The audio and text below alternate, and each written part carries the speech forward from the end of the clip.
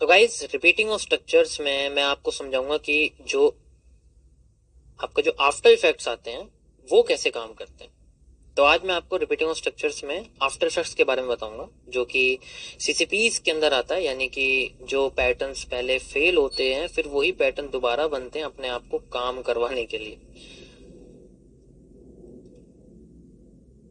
सो जो आरओएस का सीसीपीज का कॉन्सेप्ट है, इसके अंदर मैं आपको बताने वाला हूं आज आफ्टर इफेक्ट्स के बारे में। ये कैसे काम करता है और इसके रिलेशन में आपको कैसे मार्केट में वो सिचुएशन मिलेंगे जिसमें री एंट्रीज का मौका मिलेगा। ये जो आफ्टर इफेक्ट्स होते हैं ये बेसिकली मार्केट के रीटेस्टिंग एरियाज में बनते हैं, जिन्हें हम लोग एज ए री एंट्री भी कह सकते हैं। उनमें ज्यादातर हमें दिखाई देते हैं।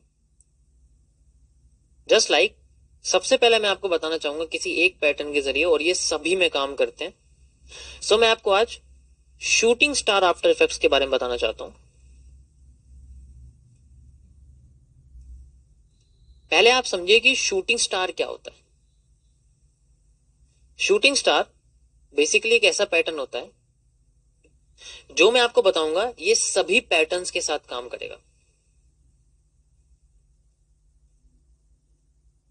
तो इसके अंदर मैं आपको बताना चाहूंगा सबसे पहले, क्योंकि ये दो तरीके से आपको बनता हुआ दिखेगा मार्केट में। एक तो आपको बनता हुआ दिखेगा ये सिंगल कैंडल के साथ, जो सिंगल कैंडल है उसके साथ दिखेगा। दूसरा ये आपको दिखेगा बियरिश एनगल्फिंग के साथ।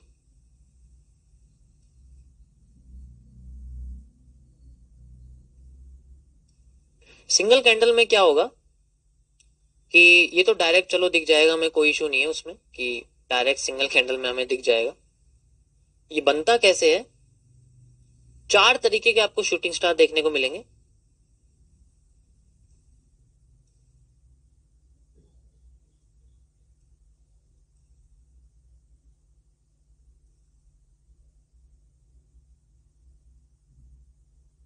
अब इन चारों में कुछ सिमिलैरिटीज हैं और कुछ डिससिमिलैरिटीज हैं। जैसे कि अगर मैं बात करूं, जो सबसे पहले वाला है, यहां से जब आप यहां तक चलोगे तो इनकी पावर बढ़ती चली जाती है, ये और पावरफुल होते चले जाते हैं। तो यानी कि सबसे पावरफुल शूटिंग स्टार कौन सा होगा, जिसकी ऊपर की लाइन लंबी होगी, जिसकी नीचे की लाइन भी होगी, और जिसकी बॉडी भी मोटी होगी। एक तरह से आप इसको कह सकते हो कि जिसकी बॉडी जितनी छोटी होती चली जाएगी वो उतना कम पावरफुल होता चला जाएगा। तो जब हम लोग मार्केट में इस तरीके से शूटिंग स्टार को बनता हुआ देखेंगे तो ये क्या हो जाएंगे, वीक होते चले जाएंगे, ये और कमजोर होते चले जाते हैं। तो ये जितना ज्यादा बनेगा ये उतना पावरफुल होगा। इसके बाद की जो नेक्स्ट कैंडल है वो उतनी लंबी बनती चली जाएगी, और जितना छोटा होता चला जाएगा, जस्ट लाइक ऐसे होता होता ये अपने आप को ऐसे ही कर देगा। तो अब तो ये क्या बन गया, ये तो एक डोजी बन गया ना। और डोजी तो एक स्केलेटन की तरह होता है, वो कभी खुद काम नहीं करता। उसको एक एक्स्ट्रा कैंडल चाहिए होती है जो कि ज्यादातर केसेस में रिवर्स में काम करती है। यानी कि शूटिंग स्टार की अगर बॉडी खत्म हो गई, वो एक डोजी बन गया, तो वो फिर बाद में एक डोजी की तरह काम करेगा। और उसको एक शरीर चाहिए, वो एक आत्मा है, उसको एक शरीर चाहिए अपने आप को काम करने के लिए। तो उसका तो कॉन्सेप्ट अलग बैठ जाता है। अब यहाँ पर जो शूटिंग स्टार्स होते हैं ये बेसिकली डिपेंड करते हैं, इनकी लोकेशन डिपेंड करती है, इनकी पोजीशन डिपेंड करती है, और इनका शेप तो मैंने आपको बता दी। तो जितना ज्यादा इसकी मोटी बॉडी होगी उतना ज्यादा इनके अंदर होल्डिंग वॉल्यूम होगा। ये होल्डिंग वॉल्यूम क्या होता है ये मैं आपको वॉल्यूम एनालिसिस में समझाऊंगा। ओवरव्यू आपको दे देता हूं। होल्डिंग वॉल्यूम होता है जिसके अंदर मार्केट में बॉडी होती है, जितनी बड़ी बॉडी होगी उतना ज्यादा उसका होल्डिंग वॉल्यूम होगा, और ये उतना पावरफुल होता चला जाएगा। इसके बाद मार्केट और भी तेजी से गिरने लग जाएगी अगली कैंडल में। जितनी छोटी बॉडी होगी उतना कम होल्डिंग वॉल्यूम होगा। यानी कि एक तरह से आप इसको कह सकते हो कि ट्रस्ट ऑफ सेलर। सेलर का ट्रस्ट होता है कि मार्केट नीचे जाने वाली है, उन्हें भरोसा तभी होगा जब जितनी मोटी बॉडी होगी। जैसे कि एक बहुत बड़ी रेड कैंडल बन गई तो आपको उस पर ज्यादा ट्रस्ट होगा, या फिर बहुत बड़ी विक बन गई उस पर ट्रस्ट होगा, ऐसी कंपनी। तो ट्रस्ट ऑफ सेलर्स तभी होता है जब उन्हें ज्यादा बॉडी मोटी मिलती है। अब यहां पर आफ्टर इफेक्ट्स कैसे काम करते हैं, अगर हम इसको आफ्टर इफेक्ट्स के कॉन्सेप्ट से समझे,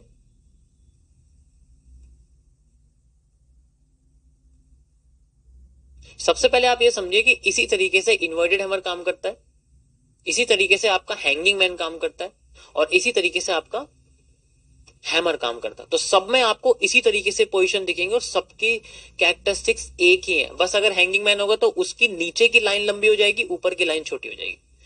काम वो अपने आप को उसी तरीके से करेगा, पॉजिटिव एरिया में दिखाने की कोशिश करेगा, वो अपने आप को पॉजिटिव करने की कोशिश करेगा। हैंगिंग मैन एक पॉजिटिव पैटर्न की तरह काम करता है अगर वो बॉटम पे है, नेगेटिव की तरह काम करेगा अगर वो टॉप पे है। ऐसे यहाँ शूटिंग स्टार अगर टॉप पे है तो वो नेगेटिव की तरह काम करेगा, अगर वो बॉटम पे है तो वो पॉजिटिव की तरह काम करेगा। आफ्टर इफेक्ट्स में क्या होता है कि पहले ये शूटिंग स्टार बनता है। वैसे तो ये shooting star generally after effects में काम नहीं करता, लेकिन मैं आपको फिर भी बता देता हूं। शूटिंग स्टार बना, उसके बाद मार्केट अपने आप को थोड़ा सा नीचे लेके आई और देन यानी कि एक ग्रीन कैंडल बनाती है या रेड कैंडल बनाती है, यहां से अपने आप को हल्का सा ऊपर उठा देती है और फिर अपने आप को फिर और ऊपर उठाती है और इसको फेल कर देती है। जैसे ही इसको फेल करती है यानी कि इसके हाई को क्रॉस कर देती है, उसके बाद तुरंत एक दोबारा से शूटिंग स्टार बन जाता है और वो शूटिंग स्टार अपने पहले वाले से ज्यादा पावरफुल होता है, उसकी वीक होती है, उसकी बॉडी मोटी होती है और फिर मार्केट वहां से अपने आप को नीचे लेके आ जाती है। This is called A shooting star after effects. आप अगर ग्राफ पे देखोगे तो आपको यही देखने को मिलेगा। ये ज्यादातर आपको जो कंडीशन दिखेगी ये मार्केट के टॉप पर देखने को मिलेगी आपको। तो मैं आपको चार्ट पर ले जाने की गलती नहीं करूंगा क्योंकि ऑब्वियस सी बात है, आप जितना भी टॉप पे जाओगे आपको ये कंडीशन देखने को जरूर मिलेगी। तो this is called shooting star after effects. इसी तरीके से अगर मैं आपको डबल कैंडल के बारे में बताऊं जो कि है बेरिश एंगल्फिंग का, तो बेरिश एंगल्फिंग में क्या होता है, एक रेड कैंडल आपको देखने को मिलेगी और वो थोड़ी सी बड़ी होगी, यानी कि इतनी बड़ी होगी वो रेड कैंडल, इस तरीके से आपको देखने को मिलेगी। और उससे पहले एक ग्रीन कैंडल दिखेगी आपको जिसको मार्केट 50% से ज्यादा रेड कैंडल के थ्रू एनगल्फ कर रही है, यानी कि इसकी बॉडी 50% से लंबी होनी चाहिए तभी ज्यादा होगी। अब जिस पोजीशन को हम लोग बोलते हैं बेरिश एनगल्फिंग, और ये बेरिश एनगल्फिंग बेसिकली इन दोनों को अगर आप कंबाइन कर दोगे तो आपके सामने एक पावरफुल शूटिंग स्टार का पैटर्न दिखेगा। इस तरीके से मार्केट में आपको शूटिंग स्टार का पैटर्न दिखेगा, यहां से लेके ऐसे करके यहां तक, and you have a shooting star. तो बेरिश एनगल्फिंग के अंदर एक शूटिंग स्टार छुपा रहता है और ये बहुत पावरफुल होता है, लेकिन ये पावरफुल तभी होगा जब उसकी शेप कुछ ऐसी होगी जैसे कि मैंने आपको 4 शूटिंग स्टार बना के देखा, उनमें से कोई एक शेप होगी और ये मार्केट के किसी की लेवल पर अगर ये होगा तो ही काम करेगा, जो कि हो सकते हैं कोई ऑर्डर ब्लॉक हो सकता है,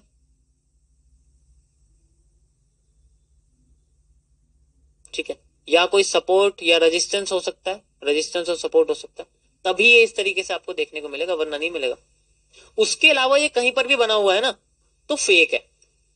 इसकी पोजीशन इसके सिर्फ सपोर्ट, रेजिस्टेंस या ऑर्डर ब्लॉक पे बनती है, यानी कि ये सुपीरियर होना चाहिए, इसकी लाइन सबसे ऊंची होनी चाहिए, पीछे कोई भी लेवल नहीं होना चाहिए कि जो इससे ऊपर हो, ये सबसे ऊपर होना चाहिए। और अगर इसके बाद मार्केट फेल करके ऊपर जा रही है और दोबारा इसी तरह पैटर्न बना रही है तो वो आफ्टर इफेक्ट्स है, ऑलरेडी आपको बता चुका हूं। घूम फिर के दोबारा आपके सामने एक शूटिंग स्टार आ जाएगा। इसी तरीके से हर जगह होता है। ऐसे ही हैमर बनते हैं, हैमर में भी सेम होता है कि जैसे मान के चलो एक हैमर बना हुआ है और मार्केट अपने आप को अगली कैंडल में रेड कैंडल के थ्रू, जैसे मान के चलो रेड कैंडल के थ्रू अपने आप को नीचे लेके आ गई, हैमर को फेल कर दिया, हैमर को फेल करते ही फिर दोबारा मार्केट ने एक हैमर क्रिएट कर देती है और वो हैमर अपने पहले वाले हैमर से ज्यादा पावरफुल होता है। उसकी स्ट्रक्चर आपको कुछ ऐसा देखने को मिलेगा जिसके बारे में आपको ऑलरेडी बता चुका। So this is called after effects, और ये आपको देखने को मिलेगा मार्केट के सपोर्ट पर, ये सपोर्ट पर बनता है। तो this is A after effects. ये बहुत पावरफुल कॉन्सेप्ट है, अगर आपने इसको समझ लिया तो मार्केट में जितने भी रिवर्सल्स आएंगे वो आपको समझ में आने लग जाए। रिपीटिंग ऑफ स्ट्रक्चर्स में एक टॉपिक और ऐड होता है जिसमें अगर मान लीजिए कि अगर आफ्टर इफेक्ट्स होने से बच जाए तो वो किस तरीके से काम करता है, तो मैं आपको इसमें यही बताने वाला हूं, ध्यान से समझिएगा। सो ये रिपीटिंग ऑफ स्ट्रक्चर का एक नेक्स्ट कॉन्सेप्ट है that is known as the gapism. ये गैपिज्म दो तरीके से होता है बेसिकली, मैं अगर बताऊं तो ये गैपिज्म वॉल्यूम फिलअप के अंदर आता है, जो वॉल्यूम फिलअप का कॉन्सेप्ट है। अगर आपने प्रीवियस में बेसिक टू एडवांस में कोर्स में देखा होगा आपने कि मैंने आपको इसमें वॉल्यूम फिलअप का कॉन्सेप्ट बताया, तो इसी के अंदर ये गैपिज्म के कॉन्सेप्ट आते हैं। दैट इज सबसे पहले आता है आपके पास नॉर्मल जो गैपिज्म होता है, और दूसरा आता है आपके पास inverse gapism. Inverse gapism basically after effects के फेलियर के बेसिस पे होता है। कि इनवर्स गैपिज्म में क्या होता है कि ये तब एक्टिव होता है व्हेन आफ्टर इफेक्ट्स फेल्स। यानी कि जैसे हैमर बना, फेल हो गया, और उसके बाद हैमर नहीं बना, इस कंडीशन में इनवर्स गैपिज्म काम करता है। और अगर हैमर क्रॉस नहीं हो पाया, हल्का सा एरिया बच गया, वो गैपिज्म होता है। मैं आपको डायग्राम से समझाता हूँ थोड़ा सा और क्लियर तरीके से आपको समझ में आ जाएगा। जैसे मान लो एक कैंडल है, हैमर जैसी एक कैंडल बनी हुई है हमारे सामने, ठीक है। यहाँ पर हमारे सामने एक हैमर जैसी कैंडल बनती है, मार्केट नीचे आ रही है, जैसे लाइक आप देख सकते हैं ऐसे करके नीचे आई, ठीक है। नीचे आके यहाँ पर मार्केट ने एक हैमर बना दिया, you can see like this, हमारे पास एक हैमर यहाँ बना हुआ। अब ये जो हैमर है ये बेसिकली अगर इसके ऊपर की लाइन है तो और भी अच्छी बात है, वरना तो नीचे की लाइन तो कोई दिक्कत नहीं है। इसके ऊपर का जो विक का एरिया है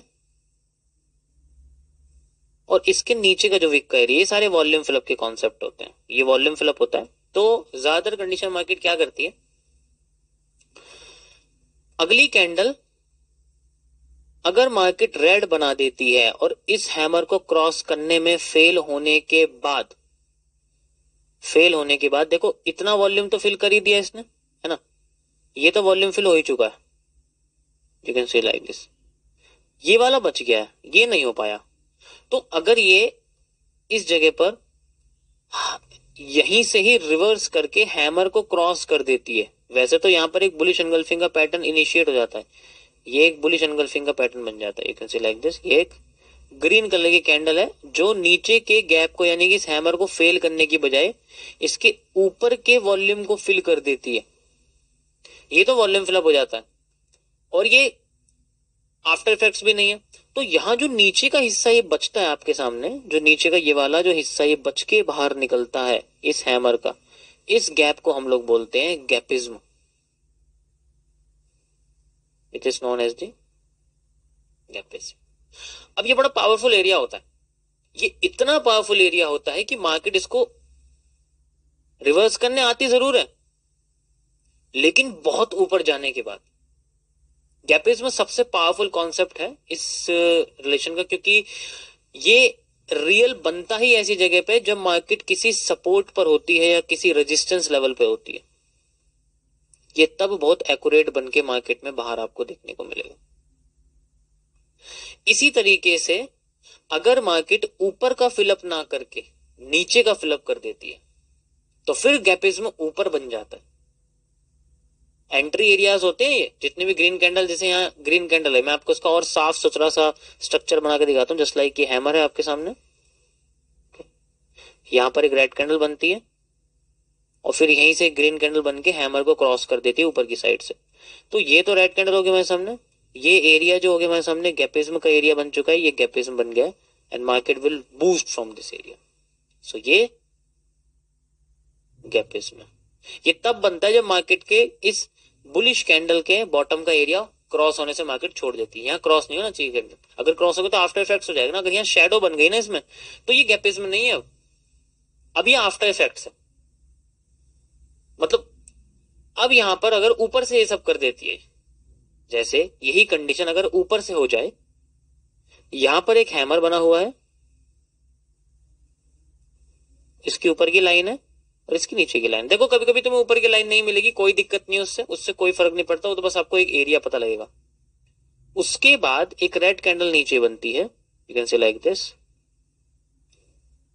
और फिर बाद में यहां पर आपके सामने एक ग्रीन कैंडल बनती है, और ग्रीन कैंडल बनने के बाद मार्केट इस हैमर के ऊपर वाले अंदर के रीजन में रह जाती है, अब वो क्रॉस नहीं करती है। यानी इसका हाई नहीं ब्रेक करा, है ना भाई, इसका हाई ब्रेक करा ही नहीं, और अगर हाई ब्रेक करने की बजाय मार्केट अगली कैंडल में लो ब्रेक कर देती है या फिर टुकड़ों में करती है, देखो या तो ऐसे करेगी या फिर इसकी बजाय ये टुकड़ों में करेगी, इस तरीके से कर करके आएगी, ठीक है। इसमें क्या होगा, नीचे तुम्हें शेडो देखने को मिलेगी जो मार्केट को रोकेंगे, नीचे से बुलिश प्रेशर पड़ेगा इसके पास, और फिर ये अपना जो लो ब्रेक कर सकती है, जैसे ही अपना लो ब्रेक करेगी और ऊपर का एरिया, जो ये एरिया बच जाता है फिल होने से, क्रॉस होने से, अगर ये क्रॉस हो गया तो हैमर के इन्वर्जन इफेक्ट लगेंगे, हैमर उल्टा काम करना शुरू कर जाएगा। Then now this area is known as the inverse gapism. अब मार्केट उल्टा फ्लोट करना शुरू कर जाएगी, यहां से जैसे ये करेगी ना उल्टा फ्लोट कर, तो ये तो रेड कैंडल्स होंगी हमारे सामने, और ये बड़ी सी ग्रीन रेड कैंडल भी बन सकती है या टुकड़ों में बन सकती है, दोनों में से कोई सी पॉसिबिलिटी हो सकता है। इसमें जनरली क्या होता है, नीचे की साइड की शेडो ज्यादा लंबी आती है और जैसे ही क्रॉस कर देती है फिर ऊपर की आने लग जाती है। क्यों? क्योंकि जब किसी लेवल पे होती है ना मार्केट, तो उसमें नीचे से प्रेशर आता है, उसको रोकने की पूरी कोशिश करते हैं, और इसी का फायदा उठा के ये लोग एकदम से बर्स्ट कर देते हैं वॉल्यूम और फिर मार्केट को नीचे फ्लोट करना शुरू कर देते हैं, और ये भी बहुत पावरफुल मूव जनरेट करके देता है। This is called a inverse gapism. ये बहुत पावरफुल कॉन्सेप्ट है and one of the most, SAC के अंदर मैंने इसको डाला हुआ है। SAC का मतलब होता है सुपर एक्यूरेसी कॉन्सेप्ट। मैं पहले ऑलरेडी आपको पहले वाले कोर्स में बता चुका हूं इसके बारे में, सुपर एक्यूरेसी कॉन्सेप्ट। MMC के SAC के पार्ट में मैंने इसको डाला हुआ है। ये बहुत पावरफुल कॉन्सेप्ट है गैपिज्म का। छोटा सा एरिया इतना बड़ा मूव क्रिएट कर देता है कि आप जान नहीं सकते, आप यकीन नहीं कर सकते। नेक्स्ट CCP के बारे में हम लोग बात करते हैं, दूसरा वाला जो CCP है उसके बारे में हम लोग बात कर रहे हैं।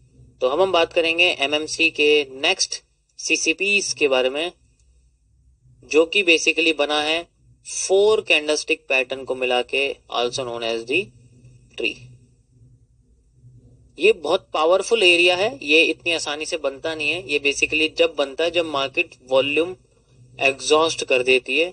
अबे वॉल्यूम एग्जॉस्ट क्या होता है इसके बारे में हम लोग बात करेंगे। अभी के लिए आप फिलहाल ये समझिए कि जो वॉल्यूम एग्जॉस्ट है वो ब्रेकआउट के बाद का एरिया होता है। जैसे मार्केट ब्रेकआउट या ब्रेकडाउन कर देती है ना, तो उसके बाद का जितना एरिया होता है वो वॉल्यूम एग्जॉस्ट होता है। बस आप अभी ये समझे, तो उस जगह पे मार्केट के रिवर्सल पर ये पैटर्न बनता है। जैसे मान लीजिए ये मार्केट का एक W है और ये M बन गया और मार्केट ने नीचे की साइड से मान लीजिए ब्रेकआउट दे दिया इस तरीके से, तो ये पैटर्न इस जगह आपको देखने मिले, यानी कि एक ब्रेकआउट पर ये फेकआउट बनाने की कोशिश करता है पैटर्न, और अगर ये सक्सेसफुल बन जाता है तो मार्केट में वो एरिया फेकआउट में कन्वर्ट हो जाता है और हम जैसे लोग रिवर्सल में मार्केट में पूरा का पूरा प्रॉफिट खा जाते हैं, ठीक है। तो इसलिए ये फेकआउट के लिए होता है। मैं आपको बताता हूं कि ये ट्री पैटर्न बनता कैसे। One of the most powerful reversal patterns में आता है, आप समझ लीजिए कि ये भी बहुत ज्यादा पावरफुल है। इसे भी मैंने सुपर एक्यूरेसी कॉन्सेप्ट में डाला हुआ है MMC के अंदर, बहुत पावरफुल है। अब समझिए ये बनता कैसे, कि जैसे मान लीजिए मार्केट नीचे आती है और नीचे आती है और इस जगह पर मार्केट अपने आप को कंसोलिडेट करने लग जाती है एंड देन फिर बाद में एक ब्रेकआउट देती है छोटा सा इस जगह पे। अब यहां से लेके हर बार जितनी सप्लाई मार्केट में, यानी कि जितना डाउन ट्रेंड बन रहा था, देख सकते हो यहां से लेके मार्केट जितना यहां तक गिर रही थी, हर बार वो यहां से लेके उतना ही गिर रही थी। इस बार क्या हुआ, वो यहां से लेके यहां तक गिरने की बजाय एक्स्ट्रा गिर गई, तो यहां से लेके यहां तक का एरिया क्या हो गया हमारे लिए, ये हो गया हमारे लिए वॉल्यूम बर्स्ट का area. I already told you कि वॉल्यूम बर्स्ट का एरिया ये होता है। अब ये अगर नीचे आ गया, मार्केट का लो क्या है, सबसे लो, यानी कि बड़े टाइम फ्रेम के लिए भी अगर देखें हम लोग तो ये लो इसका ये मार्केट का लो। अब ये यहां से अगर इसको भी ब्रेक कर दे, अब इसके बाद वॉल्यूम बर्स्ट तो आपका यहां से लेकर यहां तक रहेगा, ब्रेकआउट तक का एरिया रहेगा वॉल्यूम बर्स्ट। अगर मार्केट में यहां रिवर्सल आता है तो अच्छी बात है, यहां से रिवर्स करके जा सकते हो। अगर नहीं आता है तो फिर वॉल्यूम बर्स्ट पे मेजर रिवर्सल आता है। यहाँ तो माइनर रिवर्सल्स होते हैं कि यहां जाके अंडर यहीं घुस जाएगी, लेकिन मेजर रिवर्सल ऊपर का भी हाई तोड़ देता है। तो यहां पर जो जिस तरीके से आपको यहां देखने को मिलेगा, अब यहां पर आपको अगर रिवर्सल पैटर्न दिख जाए, कैसे वाला, कि मार्केट में रेड कैंडल बनी ब्रेकआउट के बाद और फिर एक रेड कैंडल बनी, थोड़ी सी छोटी बेशक हो गई है, उसके बाद मार्केट में यहां एक ग्रीन कैंडल बनती है जो इस पहले वाली रेड कैंडल से छोटी भी हो सकती है, बड़ी भी हो सकती है, ऐसा कुछ नहीं है, ये पहली छोटी बड़ी हो, लेकिन दूसरी वाली जो ग्रीन कैंडल है वो दूसरी वाली रेड कैंडल से बड़ी ही होनी चाहिए, उसके हाई को क्रॉस कर देनी चाहिए।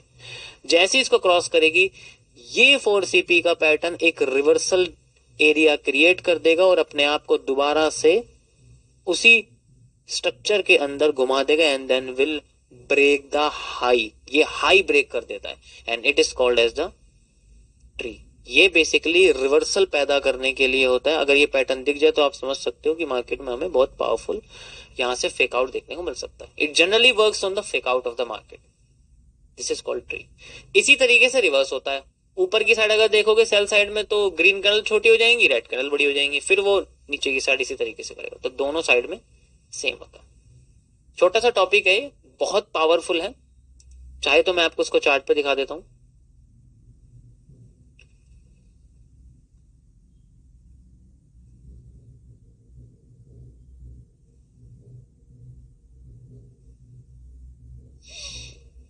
ये आपको मार्केट में बिल्कुल क्लियर नहीं दिखने वाला, इसके लिए आपको कई बार इसको जो है खोजना पड़ेगा, क्योंकि इतनी आसानी से दिखता नहीं है। बट फिर भी मैं कह सकता हूँ कि आपको पूरी की पूरी हेल्प मिलेगी इससे। जस्ट लाइक आप यहाँ देख सकते हो, ये चारों पैटर्न्स आपको दिख रहे होंगे। ये देखो, ये एक ट्री पैटर्न है।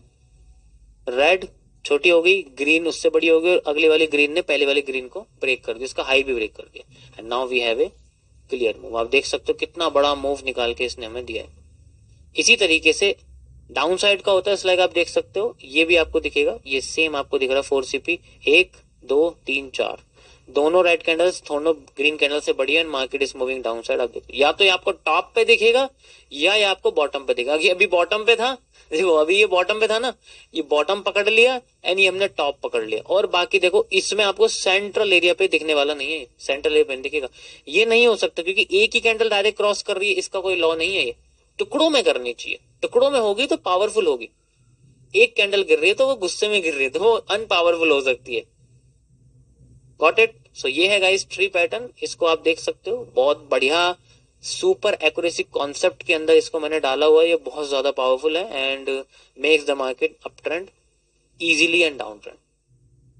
ओके, जस्ट लाइक आप ये देख सकते हो, ये देखो कितना अच्छा ये 4CP यहाँ बना हुआ है। यहाँ से अगर आप देखोगे इसको, ये इसके बाद मार्केट यहाँ तक पहुंची भी नहीं है and then booms like this, इसके बाद सीधे यहाँ तक मार्केट। बाकी सप्लाई डिमांड इसमें आपको यूज ही करने हैं, वो मैं आपको और एक्यूरेट करके नेक्स्ट लेक्चर में बताता हूँ।